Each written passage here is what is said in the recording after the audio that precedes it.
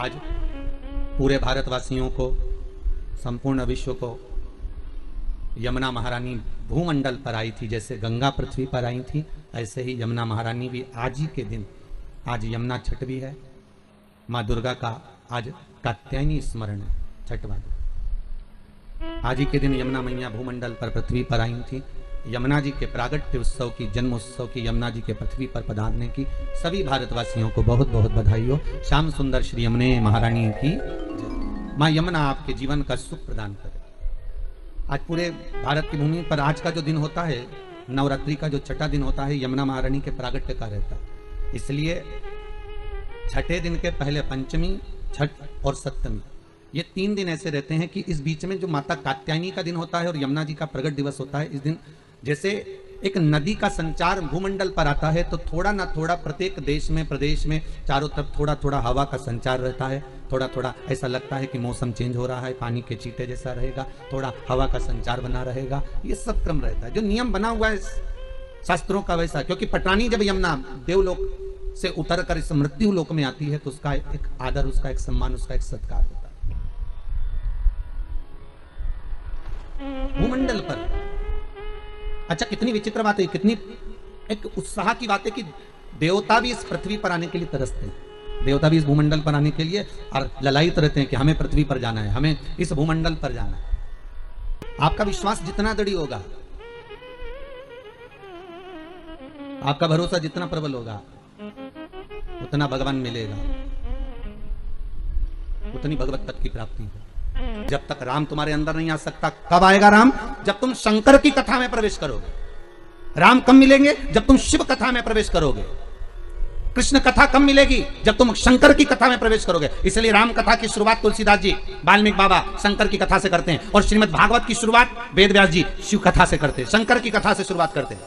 भागवत जी को भी उठाकर देखिए, शिव की कथा प्रथम में आएगी, फिर बाद में सारी कथा चालू होगी। राम कथा को उठाकर देखिए, शिव कथा प्रथम में आएगी, इसके बाद रामचरितमानस चालू होगी।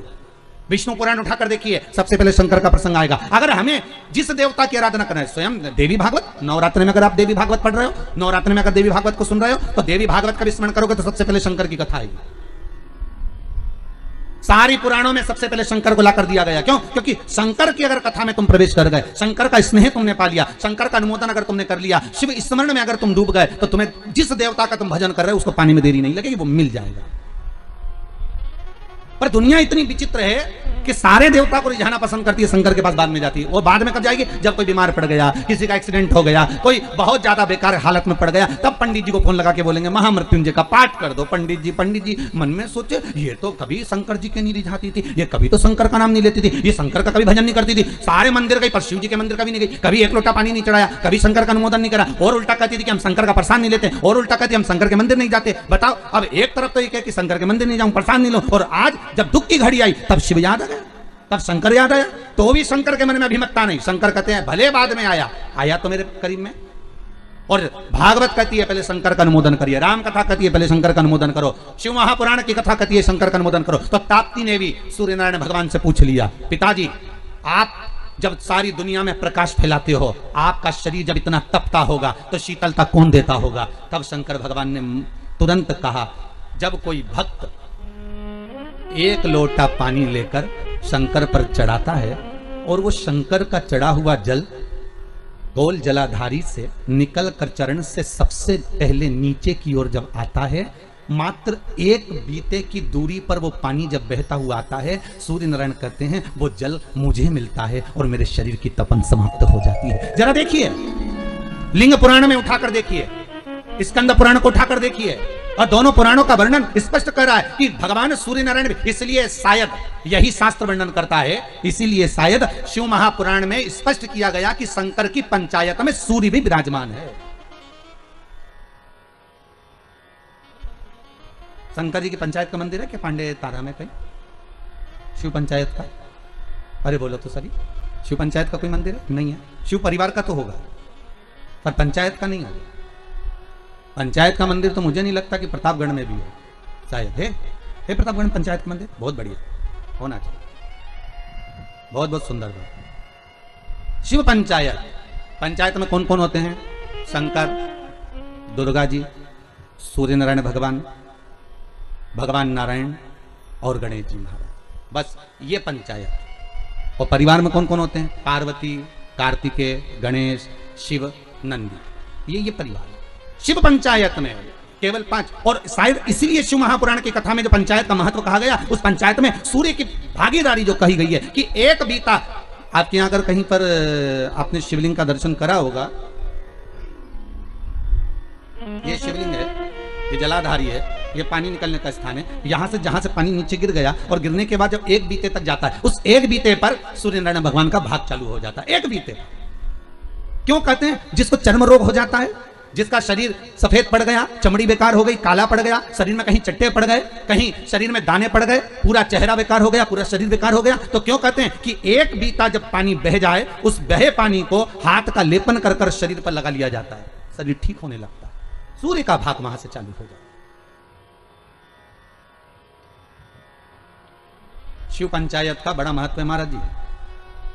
अगर आप लोगों ने लिंग पुराण पढ़ी होगी या शिव महापुराण पढ़ी होगी तो उसका बड़ा महत्व है महाराज। कहते हैं अदालत में अगर कोई केस चल रहा है, चाहे वो नौकरी से जुड़ा हुआ हो, चाहे सर्विस से जुड़ा हुआ हो, चाहे प्रॉपर्टी से जुड़ा हुआ हो, अदालत में अगर कोई केस चल रहा है और बहुत समय से चल रहा है और उसकी कोई सफलता नहीं मिल रही, कोई सफलता नहीं मिल रही, तो शिव पंचायत के मंदिर में जाकर महाराज 5 पुष्प, एक एक पुष्प एक एक देवता देवी को समर्पित कर दो और उनके चरण में मक्खन का लेपन कर दो। काय का लेपन करना है? माखन का लेपन कर दो। और 5 देवताओं के सामने चौमुखी 5 दिए लगा, 4 बत्ती के घी के, गाय के घी के, एक एक देवता के सामने एक एक दिया लगाओ पंचायत। और काम ना कर कर वापिस लौट कर आ जाइए। वो केस विजयता अगर देगा तो आपके पक्ष में ही देगा, हार नहीं सकते। शिव पंचायत का बहुत प्रबल भाव है महाराज। शिव पंचायत कोई साधारण नहीं होती। कोई लड़का लड़की का विवाह हुआ हो, तलाक हो गया हो, दूसरी बार शादी नहीं हो रही हो, बहुत परेशान हो गए और विवाह नहीं जम रहा हो, तो शिव पंचायत के मंदिर में बैठकर 5 देवताओं पर जल और उस जल में चंदन मिलाकर चढ़ाया जाता है महाराज। केवल 3 प्रदोष चढ़ा देते हैं, 4थी प्रदोष तक तो बाबा कृपा ही कर देता है महाराज। शिव पंचायत का इतना महत्व है। शिव पंचायत कोई साधारण नहीं होती महाराज। शिव पंचायत जिसकी कमर का गुरिया खसक गया हो, या घुटने की हड्डी खसक गई हो, या हाथ पैर कहीं की भी कोई हड्डी खसक गई है महाराज, और डॉक्टर अपना काम कर रहे हैं, गुरिया नहीं जम रहा, और आपको केवल दवाई से ही अच्छे होना है, तो मूंग, हरी जो मूंग होती है, वो शिव पंचायत के मंदिर में कम से कम 5 या 7 दिन तक चढ़ाएं। उसी मूंग को वापस उठा कर लाएं और उसको सुबह सुबह पानी में गलाकर खाना चालू कर दे। बाबा चाहेगा तो 15 दिन नहीं लगते, गुरिया अपनी जगह पर बैठ जाता। शिव पंचायत, शिव पंचायत का बड़ा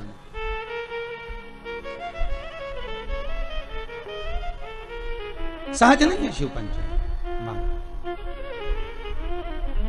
तो भगवान शंकर की कथा कर रही है। अगर कहा मान लो मैंने कह दिया, ताप्ती कहती है मैं पिताजी से पूछूं, तो पिता से कहा पिताजी आपके शरीर पर इतनी ताप पड़ती है, ए बाबुल ए पिता। ताप्ती छोटी थी तो कह देती थी पिता से तुरंत जाकर। छोटी बेटी में और बड़ी बेटी में अंतर होता है।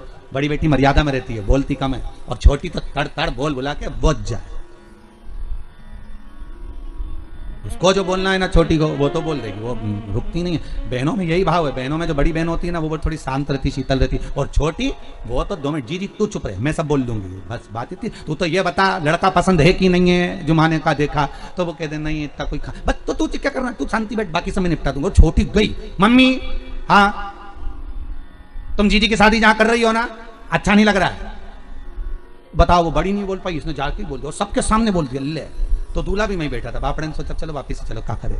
जब यही बोल रही थी चलो, छोटी छोटी बोलती नहीं, बड़ी बोलेगी नहीं, और छोटी तुरंत ओ बोला बोले चली बस जा। अच्छा शादी ब्याह में भी बहुत ध्यान रखना पड़ता है। बड़ी बहन की शादी कैसे भी कर दो, पर छोटी की में अगर जरा सी कमी रह जाए ना, तो बोले बिना नहीं रहती। हाँ इतना था तो भी तो अच्छे से नहीं करी, बस बताओ। छोटी छोटी होती है, हम तो कहते छोटी खोटी भी होती है। छोटे खोटे बहुत उद्यमी भी रहते, बोलने में भी एकदम फटाक, जो बोलना है बोल दिया। ताप्ती ने कह दिया, पिताजी आपसे बस केवल इतना कहना है कि आपको वो शीतलता, जब आपका शरीर इतनी तपन देता है, आपका शरीर इतना प्रकाश देता है, तो आपको वो शीतलता कहां से मिलती है? तो भगवान सूर्य नारायण कहते, भास्कर देव कहते हैं, जब कोई शंकर पर 1 लोटा पानी चढ़ाता है, उसका चढ़ाया हुआ जल जब मुझे प्राप्त होता है तो मुझे उसमें शीतलता का अनुभव हो जाता है। अब विचार करिए, किसी ने हमसे पूछा भी है कि हम सूर्य नारायण भगवान को अर्घ दें और कभी कभी नहीं दें, और हम शंकर के मंदिर में जाकर पानी चढ़ाते हैं, तो उससे सूर्यनारायण भगवान को फल प्राप्त होता है क्या? क्यों नहीं होता? आप अगर शंकर को जल चढ़ा रहे हो तो ब्रह्मा को भी जल चढ़ गया, शिव को जल चढ़ाया तो भगवान विष्णु को भी जल चढ़ गया, शिव को जल चढ़ाया तो जगदम्बा को भी जल चढ़ गया, शंकर को जल चढ़ाया तो गणेश जी को भी जल चढ़ गया, शंकर को अगर जल चढ़ाया तो कार्तिकेय को भी जल चढ़ गया, और शिव को अगर जल चढ़ाया तो 33 कोटि देवता, जहां से पानी बहता है वहां तक 33 कोटि देवता विराजमान होते हैं। इसलिए शंकर का जल लांगा नहीं जाता, वहां 33 कोटि देवता विराजमान होते हैं। सबको जल का भाग मिल गया। एक साधे सब सधे, एक जगह खोदे जाओ पानी तो निकले, खोदो मिल गया।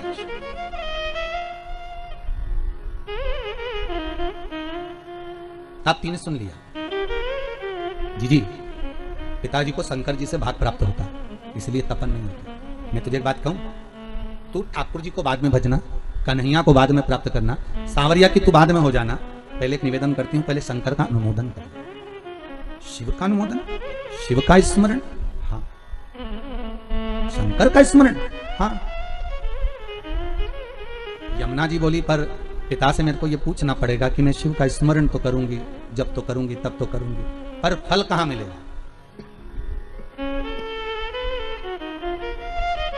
फल कहां मिलेगा? बहुत ध्यान दीजिएगा महाराज। शिव महापुराण की कथा कहती है, देवलोक में कितना भी अच्छा काम कर लेना उसका कोई फल नहीं मिलता। फिर से बोलो एक बार, किस लोक में? देवलोक में। देवलोक में जाकर तुम भगवान का भजन करोगे उसका कोई फल नहीं मिलेगा। बहुत ध्यान दीजिएगा। देवलोक में जाकर तुम कथा सुनोगे उसका कोई फल नहीं मिलेगा। देवलोक में जाकर तुम दान दोगे उसका कोई फल नहीं मिलेगा। ऐसी कृपा कर दे कि अब वो गलती नहीं करूंगा, हो गया मेरे से गलती हो गई थी, मैंने हो सकता है पीपल का वृक्ष कटवाया हो, बेलपत्री का वृक्ष कटवाया हो, और भी आम के पौधे, ना जाने कितने बगीचे कटवाए होंगे, जब मैंने कॉलोनी काटी होगी, जब मैंने प्रॉपर्टी बनाई होगी, जब मैंने कुछ निर्माण करा होगा, ना जाने कितने ऑक्सीजन देने वाले इन वृक्षों को काटा होगा, तो उसका भाग हो सकता है मेरे कर्म में लिखा होगा, पर आज क्षमा मांगता हूं कि अब नहीं होगा। उस परमात्मा से भले पलंग पर पड़े हो पर क्षमा याचना कर लो, उससे मांगो क्षमा। वो पिता है और बाप हमेशा अपने बच्चे को माफ कर देता है, ये पक्का है। हो सकता है गलती हुई होगी तो मेरा शंभु, मेरा त्रिकालदर्शी, मेरा कैलाशी क्षमा भी करे।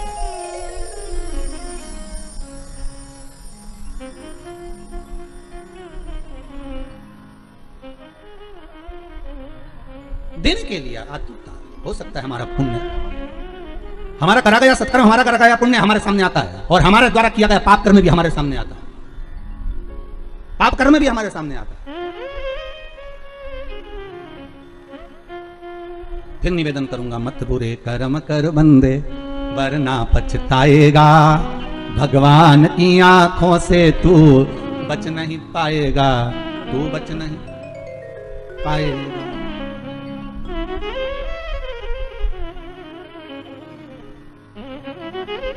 अच्छा, संतान नहीं हो, किसी नारी की गोद, अगर स्त्री की गोद अगर खाली रह जाए तो भी दुख होता है उसको कि मेरे घर में औलाद नहीं, संतान नहीं। हम कई बार कहे, आज फिर कहते हैं, ये टेस्ट भी बाद में कराना, सारी जांचें बाद में कराना, एक बार शंकर का भजन कर देखना। पिछले वर्ष कथा में तुमरुका जी की जो कथा कही थी, यूट्यूब पर डली हुई, अगर आप लोगों ने नहीं सुनी हो तो उसको निकालना यूट्यूब पर। श्री तुमरुका शिव महापुराण की कथा हमने कही थी, तुमरुका जी का व्याख्यान, उसमें वर्णन किया था। सब जगह से अगर हार जाओ और सारे रिपोर्ट आपने सब दूर दिखा ली, तो एक बार शंकर पर भरोसा कर तुमरुका जी का नाम लेकर सफेद आंकड़े की जड़ को शिव जी पे से रजस्वला धर्म के 7वें दिन 21 बार घुमा लो, नाम गोत्र बोलकर कमर में लाल धागे में बांध लो, पीपल के पत्ते शिव जी को चढ़ाओ, उठाकर लाओ, उस एक पत्ते को रात्रि को गाय के दूध में उकालो और उस दूध को दोनों पति पत्नी पियो, साथ रहिए। समय आएगा, बाबा चाहेगा तो 3 या 4 महीने में गर्भ ठहर ही जाएगा। सारे डॉक्टर को दिखा लिया अपनी जगह, टेस्ट भी करवा लिया अपनी जगह, पर एक बार प्रयोग, और वो विश्वास रखकर करना पड़ेगा। शंकर पर जो भी कार्य कर रहे हो आप, जो उपाय कर रहे हो आप, शिव का स्मरण कर, भगवान पर अगर विश्वास रखोगे, भरोसो दृढ़ इन चरणन करो, श्री वल्लभ नखचंद्र छटा बिन सब जगह माही अंधेरो। अगर भरोसा है तो शंकर है, और भरोसा नहीं तो शिव कहां से। विश्वास लेकर अगर आए हो तो काम तो होगा। ये लोग काशी से आए हुए हैं, विश्वास लेकर ही तो आए होंगे कि हम जाएंगे शंकर की कथा में तो बाबा कृपा जरूर करेगा। कई लोग यहाँ पर बैठे हुए हैं जो विश्वास लेकर आए हुए हैं, दूर दूर से आए हुए हैं, केवल विश्वास लेकर कि भगवान कृपा करेगा किसी ना किसी रूप में। मुझे विश्वास है कि बाबा मेरी सुनेगा।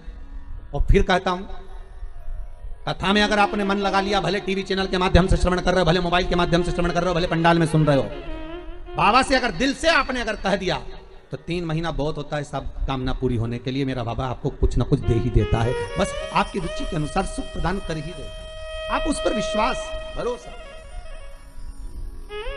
भटकना नहीं है हमको, मार्ग से विचलित नहीं होना। कई कई लोगों की आदत रहती है, पहले राम जी के पास चले जाएंगे, राम जी से काम नहीं होगा तो कृष्ण के पास चले जाएंगे, कन्हैया जी से काम नहीं होगा तो हनुमान जी के पास चले जाएंगे, हनुमान जी से नहीं होगा तो शंकर जी के पास चले जाएंगे। पर शिव महापुराण की कथा कहती है, गुरु जी के 2 चेले,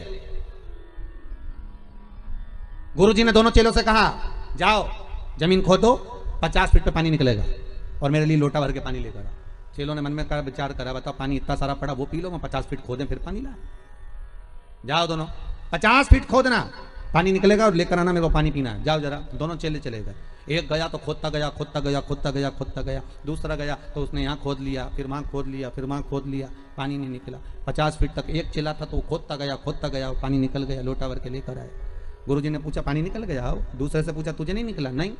गुरुजी ने पूछा तूने खोदा था? बिल्कुल, चलकर देख लो। गुरुजी गए देखने के लिए। गुरुजी ने देखा तो उसने क्या करा, थोड़ा यहाँ खोद लिया, थोड़ा वहाँ खोद लिया, थोड़ा वहाँ खोद लिया, थोड़ा वहाँ खोद लिया, पानी नहीं निकला। और एक चेले से पूछा तूने कैसे निकाला? तो कहते एक ही खड्डे को मैं खोदता गया तो पानी निकल गया। यहाँ शास्त्र वही कह रहा है, एक पकड़ो और एक जगह ही खोदते रहो, शंकर जी का भजन करते रहो। तारेगा तो ये, मारेगा तो ये, कहेगा तो ये, जो कुछ करेगा खोदते जाओ, पानी जरूर निकलेगा। पर 10 जगह खोदोगे, कभी इधर खोद लिया, कभी उधर खोद लिया, कभी उधर खोद लिया, तो पानी नहीं निकलना है। कोई काम तुम्हारा बनना नहीं है, कुछ भी नहीं होना है। एक ही जगह खोदो, खोदे पानी निकलेगा। करो भजन एक का, पर आदत बुरी है ना तुम्हारी। फिर कोई घूम रहा था उसके पास, फिर किसी के पास।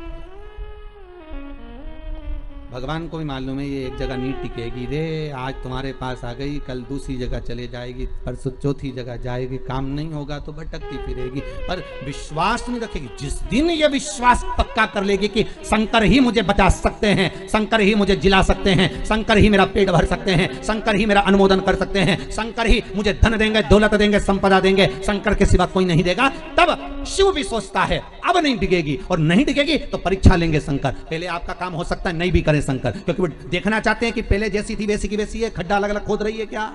पहले देखेंगे, पहले इधर से उधर से 10 जगह खड्डे तो नहीं खोद रही, फिर उसको लगेगा नहीं ये पूरा विश्वास रखकर टिक गई तेरे चरणारविंद में, तो वो महामृत्युंजय महादेव फिर प्रकट होकर कुछ दे ही देगा। ये उसकी कृपा फिर होगी। वो जब तक नहीं देता, जब तक परीक्षा नहीं लेता। सास बहू को चाबी जब तक नहीं देती, जब तक सास बहू की परीक्षा नहीं ले लेती। सास को भी लगता है कि बहू को चाबी दूंगी और मालूम पड़े होता है। एक ससुर जी मर गए, बहुएं रोने लगी, खूब चिल्ला चिल्ला के, खूब धाड़ धाड़ के रोई। अपने अपने पतियों को फोन लगा दिया, पतियों भी आ गए, 4 पति थे, सब 4 बहुओं के आ गए। क्यों रो रही हो? बहुएं बोली तुम्हारा बाप मर गया, पिता तुम्हारा। तो पतियों बोले तुम्हारा भी तो ससुर था, तुम्हें दुख नहीं हो रहा, रो काय को रही हो? तुमने तो कभी ससुर को 1 गिलास पानी नहीं दिया, कभी पिता को 1 गिलास चाय बनाकर नहीं दी, कभी गर्म रोटी नहीं खिलाई। जब बहुएं मिलती थी तब ताने देती थी, आड़ा टेढ़ा बोलती थी, गालियां देती थी। और आज पिता मर गया तो रो रही हो? किस लिए रो रही हो तुम? तुम्हें रोने का कोई हक नहीं है। इतने में 4 बहुएं बोली अपने पतियों से, तुम्हारे बाप मर गए उसके लिए थोड़ी ना रो रहे हैं, तुम्हारा पिताजी मर गया उसके लिए थोड़ी ना रो रहे हैं। तो बहुओं से पतियों ने पूछा फिर काय को रो रही हो? तिजोरी की चाबी ना जाने का धर गए इसलिए रो रही है। पतियों ने भी माथा ठोका, काय की जगदम्बा होना। अब पत्नियां बोली सुनो तुम्हारे पिताजी को जगाओ और चाबी पूछो कहां रखी तिजोरी की। पतियों बोले इनको मरा आधा घंटा हो गया, तुमके चाबी पूछो, सीधी तरीके से जवाब लो, नहीं तो तुमको नहीं सुला दे। बेचारा पतियों को भय लगा कि इनका क्या, तो लोग लालची व्यक्ति तो कुछ भी कर सकता। इनके मन में दुख हुआ, इन्होंने कहा ऐसा कोई होता है कि मरा हुआ व्यक्ति जाग जाए? हम नहीं जानते, हमें चाबी चाहिए तो चाबी चाहिए, आप पूछो कहां रखी है। डॉक्टर साहब को बुलाया, डॉक्टर साहब बताओ हमारे पिताजी को थोड़ी सी देर के लिए जगा दो, बस जग जाएं और उसके बाद में चाबी बता के भले मर जाएं, ऐसी कुछ कृपा कर दो। डॉक्टर साहब बोले 80,000 का एक इंजेक्शन लगेगा, हम लगाएंगे। पिताजी जाग के बैठेंगे, उतनी देर में पूछ लेना चाबी कहाँ रखी है, बताएंगे, फिर वो मर जाएंगे, ठीक है, पर जल्दी पूछना, इतना टाइम तक जिंदा नहीं देंगे वो। लगाओ 80,000 लाओ।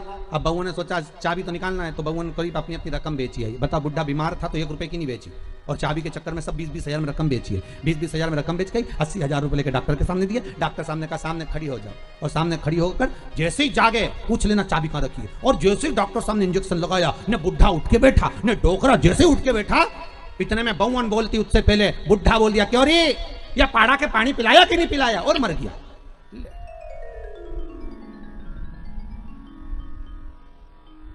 अब बहू तो और चिल्ला चिल्ला के रोने लगी। डॉक्टर साहब वंस मोर, एक बार फिर से। डॉक्टर साहब बोले ला 80,000, फिर इंजेक्शन लगाऊंगा, आपकी बार पाड़ा के पानी पिलाया, भैंस के पिला के मर जाएगा। ला अभी जगह में जगाने में क्या, एक दुनिया है साहब, धन की मीत है, कोई किसी का नहीं संसार में, केवल धन ही मीत है। परसों की कथा में कहा था मरने के बाद सब कुछ फेंक देंगे, पर अंगूठी चिन्ह नहीं फेंकेंगे, सब रख लो। कौन फेंक रहा?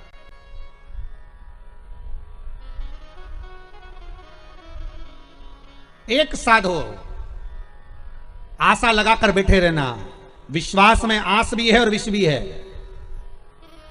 विश्वास में दोनों चीजें, विष भी और आस भी है। आप विश्वास लगाकर अगर बैठे हुए हो, तो आस अगर लगाए हुए हो, तो यह पक्का है कि शिव मिलेगा जरूर, शंकर प्राप्त जरूर होगा। अगर आस लगाई है तो मिलेगा जरूर, वो मिलेगा।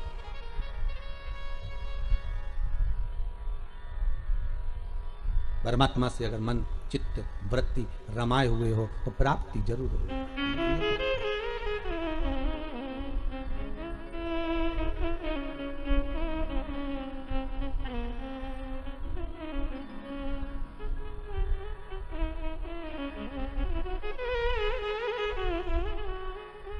वो मिलेगा। और शिव महापुराण की कथा कहती है महाराज, उम्र भले कम हो पर भक्ति प्रबल हो। शिलाद की धर्म पत्नी से संतान नहीं थी, पर शिलाद के मन को खलता नहीं था, पर परिवार के लोग कहते थे कि कोई तो एक पुत्र हो जाए जो तार दे। तब भगवान शिव ने आकर एक वर दिया, चिंता मत करो, एक दिन जब तुम भजन करने के लिए कहीं जा रहे होगे, पृथ्वी को खोदोगे, उसमें से एक बालक निकलेगा, वही बालक तुम्हारा पुत्र कहलाएगा। निकला बालक, उसका नाम नंदीश्वर रखा। क्या नाम रखा है? नंदी। वो नंदीश्वर। पर पिता इतने विचित्र थे। अरे दुनिया के लोग कहते हैं शंकर जी के मंदिर में नंदी क्यों होना चाहिए। दुनिया के लोग कहते हैं आखिर नंदी ने ऐसा कौन सा पुण्य करा कि भगवान शंकर के दरवाजे पर नंदी सदा के लिए विराजमान हो गया। कहते हैं शंकर से ज्यादा आराधना नंदी की भी करेंगे तो उसकी भक्ति प्राप्त होगी। तो नंदीश्वर में ऐसा क्या सुख है? नंदीश्वर क्यों शंकर के मंदिर में इतने सारे गणों में केवल एक नंदी ही क्यों बैठ गया? क्यों नंदी का होना क्यों जरूरी है शंकर मंदिर में? बिना नंदी के शिव पूजा क्यों नहीं जाती है?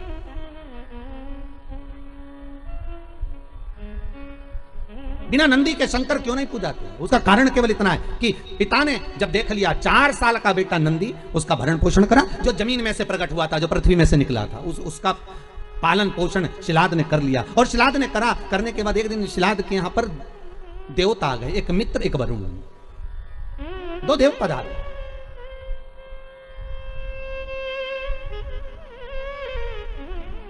दो देव, मित्र और वरुण दोनों पधारे। और जब दोनों देव जब आए, दोनों की सेवा में, आज शिलाद ने एक काम करा, अपने छोटे से पुत्र को लगा दिया कि इनकी सेवा करना। जाओ, मेरा आपसे भी निवेदन है, बहुत भाव से कहूंगा, आपके घर में कभी साधु आए, सन्यासी आए, तपस्वी आए, संत आए, साधक आए, उपासक आए, तो मेरा निवेदन रहेगा कि आपके घर के पुत्रों को, किसको? आपके घर के पुत्रों को, आपके घर के पोतों को, आपके घर के बच्चों को सबसे पहले सेवा में लगाइए।